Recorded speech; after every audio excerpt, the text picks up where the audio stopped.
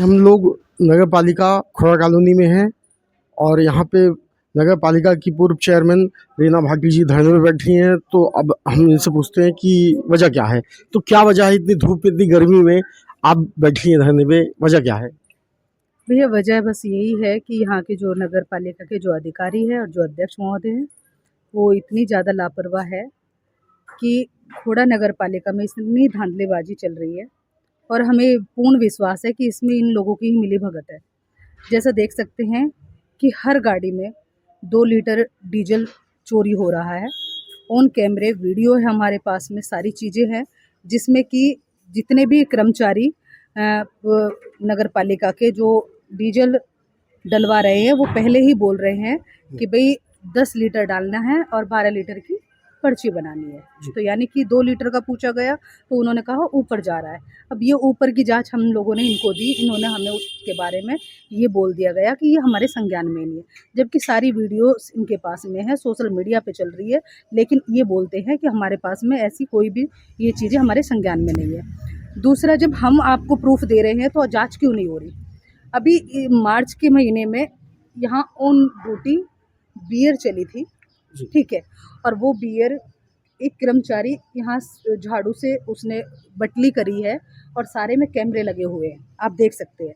हमने इनसे पूछा कि ऐसा, वो सोशल मीडिया पे जब वो वायरल हुआ, हम लोगों ने इनसे पूछा कि क्या नगर पालिका जनता की सेवा के लिए है या फिर आप लोगों का यहाँ जो इस तरीके की जो आप लोगों ने एक निंदनीय हरकत की है, यहाँ दारू बार जो आप लोगों ने खोला है, क्या ये चीज़ें ठीक है?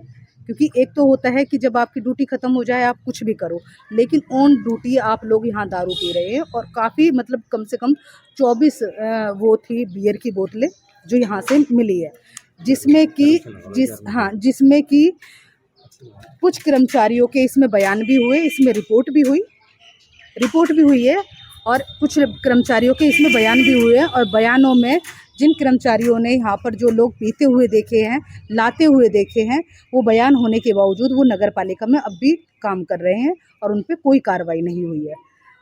चौथी बात, नगर पालिका अध्यक्ष महोदय ने जिस दिन शपथ ली थी, शपथ लेते के साथ में उन्होंने अपने ऑफिस में अपनी कुर्सी पे बैठने के बाद उन्होंने जनता को एक मैसेज दिया था कि मैं 6 महीने में पानी दूंगी। कैसे दूंगी वो मैं दूंगी, वो मैं जानती हूँ, ये पानी दूंगी तो दूंगी।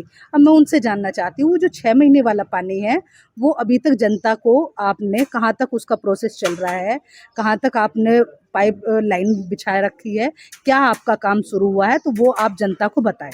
दूसरा, ये लोग बोलते हैं कि भाई जो हम पानी देना चाहते हैं उसमें जो हमारे जो बेचारे सभासदगण हैं या मंत्रीगण हैं वो उसमें रोड़ा बन रहे हैं, हमें पानी नहीं देने दे रहे हैं। तो मैं इनसे वही पूछना आई थी, मैंने कल भी मैसेज किया था, मैंने ईओ को भी और नगर पालिका अध्यक्ष महोदय को भी अपनी जो लाइव वीडियो से बोला था कि आप लोग मुझे कल नगर पालिका में जवाब देने के लिए मिले। अगर आप सही हैं तो मैं 2 बार इस नगर पालिका में बैठी हूँ, जैसे कि आज और अभी 10-15 दिन पहले, ये दोनों ही यहाँ से गायब रहते हैं। मतलब ये जनता से मुँह छुपा रहे हैं, ये जवाब नहीं दे रहे हैं, यानी कि ये चोरी कर रहे हैं और उस चोरी का ये जवाब नहीं दे रहे। बहुत सी चीज़ें हमारे पास में है जिसका ये जवाब नहीं दे पा रहे हैं, जनता को गुमराह कर रहे हैं कि पानी जो सरकार है उसकी वजह से इतना विलम्ब हो रहा है। मैं इनसे पूछना चाहती हूँ, अध्यक्ष महोदय ने अब तक पानी के लिए क्या प्रयास किया जनता के लिए? क्या इन लोगों का राइट नहीं बनता, इन लोगों का फ़र्ज़ नहीं बनता?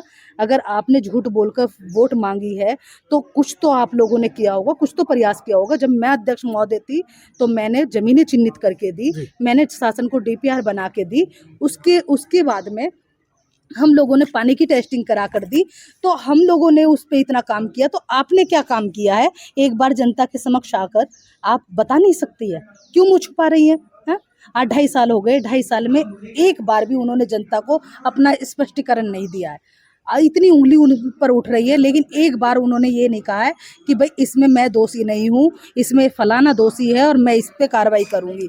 ऐसा देखिए सब लोग जानते हैं कि जो ये हो रहा है ना, कि अब तक का 200 करोड़ का बजट इन लोगों ने दिखा दिया कि हमने लगा दिया है।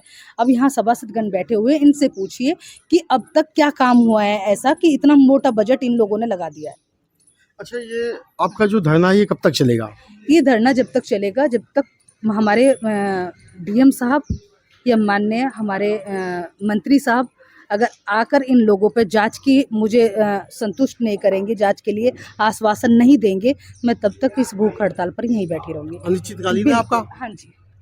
कुछ शासन से मांग करती हैं आप? शासन की मांग हम लोग बराबर देखिए, हम लोग नगर पालिका में बार बार बैठ रहे हैं, सबको शासन को पता है, मेरे सारे सभासदों ने शासनों को लेटर दे रखा है, आखिर इन पे जांच क्यों नहीं हो रही है।